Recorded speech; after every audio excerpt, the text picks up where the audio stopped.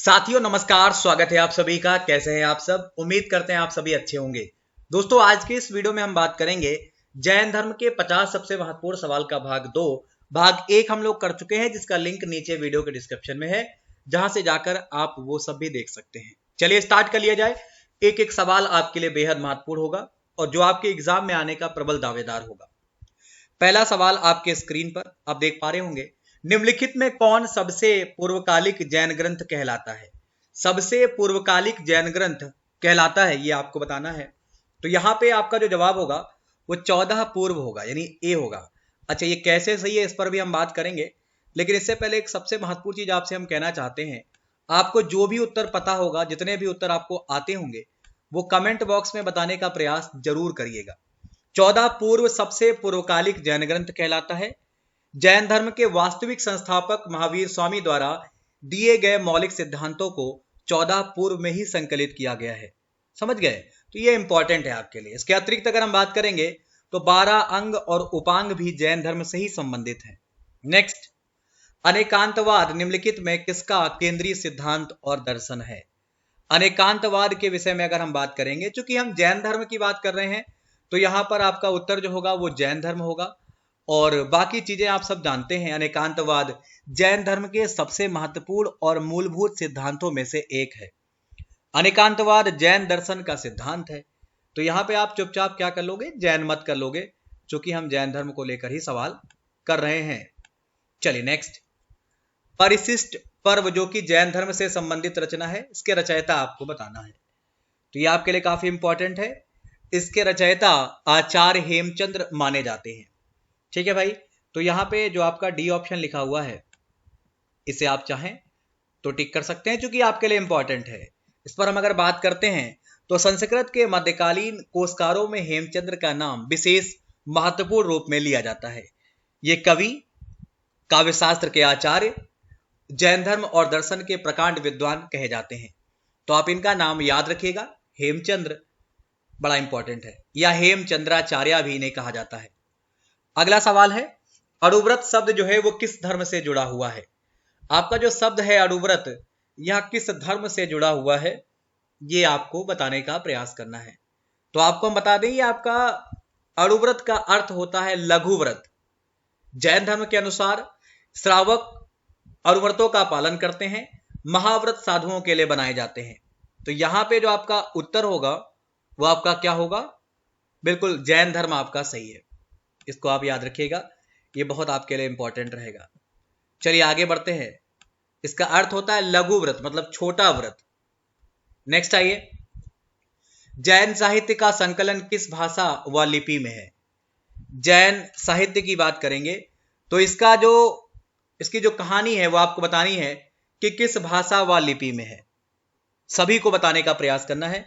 जिनको भी आता है वो बताने का प्रयास करें। संस्कृत व ब्राह्मी, पाली व पूर्णमागधी, प्राकृत व अर्धमागधी, संस्कृत व देवनागरी।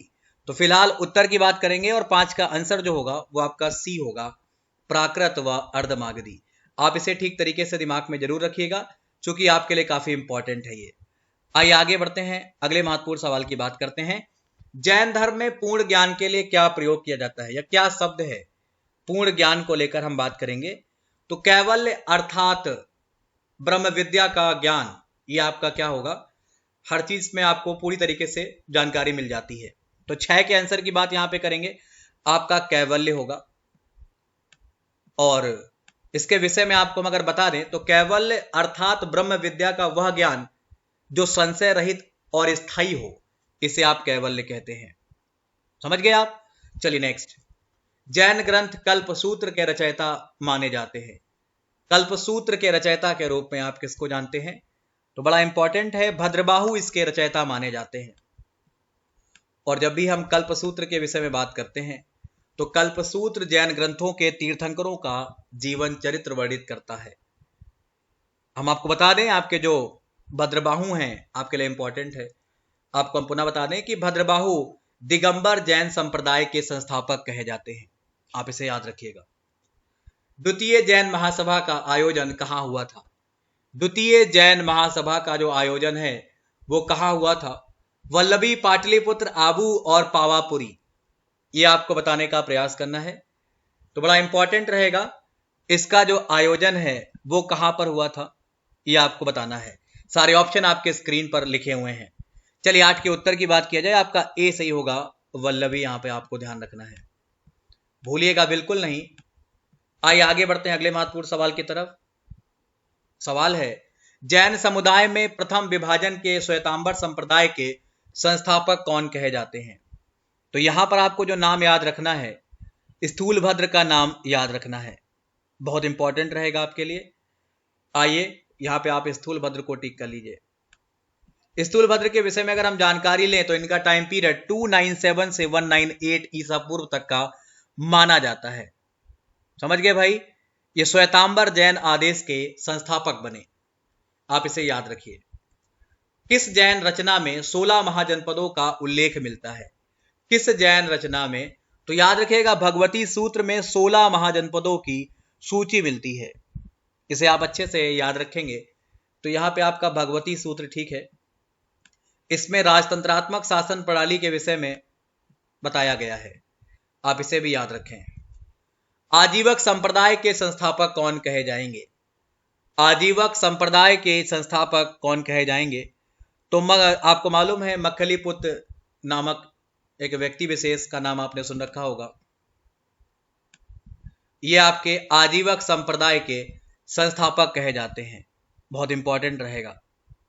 चलिए आगे बढ़ते हैं। दिलवाड़ा के जैन मंदिरों का निर्माण किसने करवाया था?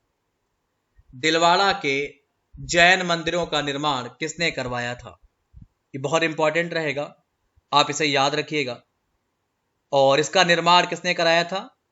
चालुक्य, चालुक्यों द्वारा इसका निर्माण कराया गया था, यानी कि सोलंकियों द्वारा इसका निर्माण कराया गया था। ये आपको ठीक तरीके से याद रखना है। अच्छा, दिलवाड़ा मंदिर के विषय में हम बात करेंगे, ये है किस राज्य में? अगर आपसे पूछेगा तो आप क्या बताओगे? दिलवाड़ा मंदिर है किस राज्य में? पूछता है, कई बार पूछा है। जैन धर्म श्वेतांबर और दिगंबर संप्रदाय में कब विभाजित हुआ? जैन धर्म जो है वो आपका श्वेतांबर और दिगंबर संप्रदाय में कब विभाजित हुआ? तो आंसर की बात करेंगे, आपका उत्तर होगा चंद्रगुप्त मौर्य के समय में। क्या उत्तर हो जाएगा? चंद्रगुप्त मौर्य के समय में। आपको मालूम है चंद्रगुप्त मौर्य जो है वो अंतिम समय में जैन धर्म को ग्रहण कर लेते हैं और जैन धर्म के द्वारा ही या जैन धर्म के प्रथा से ही उनकी मृत्यु होती है। समझ गए भाई? आइए आगे बढ़ते हैं, अगला सवाल। सवाल है, मल्लराज सस्तीपल के महल में किसकी मृत्यु हुई थी? आपको बता दें, ऐतिहासिक रूप से भगवान महावीर स्वामी, जिन्होंने प्राचीन भारत में जैन धर्म का प्रचार किया, 72 वर्ष की अवस्था में राजगिरी के निकट पावापुरी में मल्लराज सस्तीपल के महल में इन्होंने शरीर का त्याग कर दिया या निर्वाण। समझ गए भाई? तो यहाँ पे महावीर स्वामी को लेकर हम सब बातचीत कर रहे थे और यही आपको याद भी रखना है। नेक्स्ट आइए, वर्धमान महावीर की मृत्यु कहां पर हुई थी? मैंने आपसे थोड़ी देर पहले ही बताया है, पावापुरी, जिसे वर्तमान में पावा भी कहते हैं, भारत के बिहार राज्य के नालंदा जिले में राजगीर और बोधगया के समीप में स्थित है। महावीर की मृत्यु 527 ईसा की मानी जाती है और आपको याद रखना है, पावापुरी आपके लिए इंपॉर्टेंट है। महावीर स्वामी की मृत्यु का स्थान है ये। नेक्स्ट आइए, महावीर की मृत्यु के बाद जैन संघ का अगला अध्यक्ष कौन बनाया गया? ये आपका बड़ा इंपॉर्टेंट है, 16 नंबर सवाल। उत्तर की बात करेंगे, महावीर ने अपने जीवन काल में एक संघ की स्थापना की जिसमें 11 प्रमुख अनुयायी सम्मिलित थे, जिन्हें गर्दर कहा जाता था। महावीर के जीवन काल में ही 10 गर्दरों की मृत्यु हो गई थी। महावीर के बाद केवल एक ही था जिसका नाम था सुधर्मण। तो यहां पर आप चाहें तो लिख सकते हैं, ये बड़ा इंपॉर्टेंट रहेगा, सुधर्मण। आइए आगे बढ़ा जाए अगले महत्वपूर्ण सवाल की तरफ। चीजें बड़ी इंपॉर्टेंट हैं, आपको याद रखना है। ऋषभदेव का पहचान चिन्ह बताइए। ऋषभदेव का पहचान चिन्ह बताइए, बड़ा इंपॉर्टेंट रहेगा। जैन धर्म की स्थापना भारत के पहले चक्रवर्ती राजा भरत के पिता ऋषभदेव ने करी थी। तो बड़ा इंपॉर्टेंट रहेगा, ऋषभदेव के विषय में हम बात करेंगे। ये आपके पहले तीर्थंकर कहे जाते हैं। समझ गए भाई? ऋषभदेव के बाद जैन धर्मों में 23 तीर्थंकर और हुए। फिलहाल हम इनके बात करेंगे इनके चिन्ह की। तो सांड या बैल, जिसको आप पुंडरीक कहते हैं, यहां पर आप चाहें तो ए को टिक कर सकते हैं। ये इनका पहचान चिन्ह कहा जाता है या माना जाता है। महावीर स्वामी का पहचान चिन्ह क्या माना जाता है? 24वें तीर्थंकर भगवान महावीर स्वामी का पहचान चिन्ह वनराज कहा जाता है या सिंह कहा जाता है। तो आप चाहें तो यहाँ पे सिंह कर सकते हैं, कोई दिक्कत नहीं होनी चाहिए आपको। समझ गए? वनराज मतलब वन का राजा, शेर। आइए नेक्स्ट। पार्श्वनाथ का पहचान चिन्ह आपको बताना होगा, तो क्या बताएंगे? पार्श्वनाथ का पहचान चिन्ह आपके सामने सर्प दिख रहा होगा, सर्प माना जाता है। बड़ा इंपॉर्टेंट आपके लिए ये भी रहने वाला है। और इनके जन्म के समय इनकी माता ने एक सर्प को देखा था, इसीलिए पुत्र का नाम पार्श्व रखा। समझ गए आप? श्रवण बेलगोला कहां पर स्थित है? श्रवण बेलगोला हासन जिला कर्नाटक में स्थित एक शहर है। यह बेंगलुरु से तकरीबन 150 किलोमीटर की दूरी पर स्थित है। यह प्रसिद्ध जैन तीर्थ माना जाता है। कन्नड़ में वेल का अर्थ होता है गोल। समझ गए भाई? बड़ा इंपॉर्टेंट है। अगर हम कन्नड़ में बात करेंगे तो कन्नड़ में वेल का अर्थ होता है श्वेत और गोल का अर्थ होता है सवेरा। तो इस तरीके से इसका नाम श्रवण बेलगोला पड़ा है और ये आपका कर्नाटक सही होगा, आप इसे याद रखें। चलिए आगे बढ़ते हैं, अगला सवाल। रविकीर्ति जो कि एक जैन थे और जिन्होंने एहोल प्रशस्ति की रचना करी, इन्हें किसका संरक्षण प्राप्त था? 21 नंबर सवाल रहेगा। एहोल कर्नाटक के बीजापुर में स्थित बादामी के निकट बहुत ही प्रसिद्ध स्थान है और बड़ा इंपॉर्टेंट रहेगा जब भी इसके विषय में बात करेंगे। क्या उत्तर होगा? आप में से जिसको भी आता है वो कमेंट बॉक्स में उत्तर जरूर देता रहे। 21 का पुलकेशियन सेकंड हो जाएगा। क्या हो जाएगा भाई? पुलकेशियन सेकंड, जो कि आपको अच्छे से दिमाग में सेट रखना है, भूलना नहीं है। निम्नलिखित राजाओं में कौन जैन धर्म का संरक्षक था? निम्नलिखित राजाओं में कौन था जो आपका जैन धर्म का संरक्षक था? यह आपके लिए काफी इंपॉर्टेंट रहेगा, आपको बताने का प्रयास भी करना है। चलिए, तो फिलहाल यहां पे जो आपका उत्तर होगा वो खारवेल होगा। खारवेल जैन धर्म के संरक्षक माने जाएंगे। तो ऑप्शन अगर देखा जाए तो यहां पे आपका उत्तर सही है और आपको याद भी रखना है। चलिए आगे बढ़ते हैं अगले महत्वपूर्ण सवाल की तरफ। यहां पे 22 आपका हो गया, कोई दिक्कत तो नहीं है। श्वेतांबर परंपरा के अनुसार निम्नलिखित तीर्थंकरों में कौन महिला तीर्थंकर मानी जाती है? ऐसा सिर्फ माना जाता है। समझ गए आप? ऐसा सिर्फ माना जाता है। 23 के जवाब की बात यहां पे अगर हम लोग करते हैं 23 की, तो यहां पे आपका आंसर क्या होगा भाई? 23 का सी हो जाएगा, मल्लीनाथ हो जाएगा। आप इसको अच्छे तरीके से दिमाग में सेट रखिए, बिल्कुल भूलिए नहीं, क्योंकि आपके लिए इंपॉर्टेंट रहेगा ये। निम्नलिखित में कौन जैन धर्म का संरक्षक नहीं था? इनमें से कौन है जो जैन धर्म का संरक्षक नहीं था? यह आपका 24 नंबर है और आपको मालूम है कनिष्क के टाइम में बौद्ध संगीति के आयोजन हुए और कनिष्क जो है वो बौद्ध धर्म का अनुयायी था। आप इसे अच्छे से याद रखें, आपके लिए इंपॉर्टेंट रहेगा। चलिए आगे बढ़ते हैं अगले महत्वपूर्ण सवाल की तरफ। महावीर के पूर्व जैन धर्म को किस नाम से जानते थे? महावीर के पूर्व, तो यहां पे आपका जो उत्तर होगा वो आपका हो जाएगा निर्ग्रंथ। क्या हो जाएगा भाई? निर्ग्रंथ हो जाएगा। तो ये आपके 50 सवाल यहाँ पे कंप्लीट होते हैं। ये आपके लिए बड़ा इंपॉर्टेंट रहेगा और आप इसे अच्छे से याद रखें। ठीक है भाई?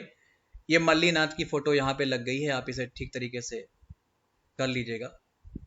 ठीक है भाई? आइए, फिलहाल यहाँ पर आपको ये चीजें दिमाग में रखनी है, भूलना बिल्कुल नहीं है। और बाकी चीजों को हम यहाँ पे खत्म करते हैं और 50 सवाल आपका यहाँ पे कंप्लीट हो गया है। हम जल्द आपसे मुलाकात करेंगे किसी नए वीडियो को लेकर, तब तक कुछ और बातें कर ली जाएं। अगर आपने अभी तक रेलवे प्लस ज्वाइन नहीं किया है तो भाई रेलवे प्लस जरूर ज्वाइन कर लें। और अगर आपने अभी तक मुझे फॉलो नहीं किया है तो फॉलो करने का लिंक नीचे वीडियो के डिस्क्रिप्शन में है, जहां से आप मुझे फॉलो कर सकते हैं, अपनी तैयारी को अच्छी कर सकते हैं। वहां पे अगर आप प्लस ज्वाइन करते हैं मेरा कोड यूज करके, तो आपको हर एक चीज डिटेल में पढ़ने को मिलती है। वहां पे आप चाहें तो मेरी फ्री क्लास भी कर सकते हैं, ये कोड आपको यूज करना होगा। बहुत सारे जो बैच आपके चल रहे हैं या खत्म हो चुके हैं या आने वाले हैं, वो हर एक चीज आप ज्वाइन कर सकते हैं। रेज हैंड में अपने फेवरेट एजुकेटर से आप बातचीत कर सकते हैं। रेलवे के प्राइस बढ़ने वाले हैं, अगर आप चाहें तो जल्द ज्वाइन करें, इसका लाभ आपको मिलेगा। फिलहाल उम्मीद करते हैं आपको आज का वीडियो पसंद आया होगा, अगर पसंद आया है तो आप सब जरूर ज्वाइन करें और आने वाले वीडियो का इंतजार करें। नमस्कार, धन्यवाद, बाय बाय।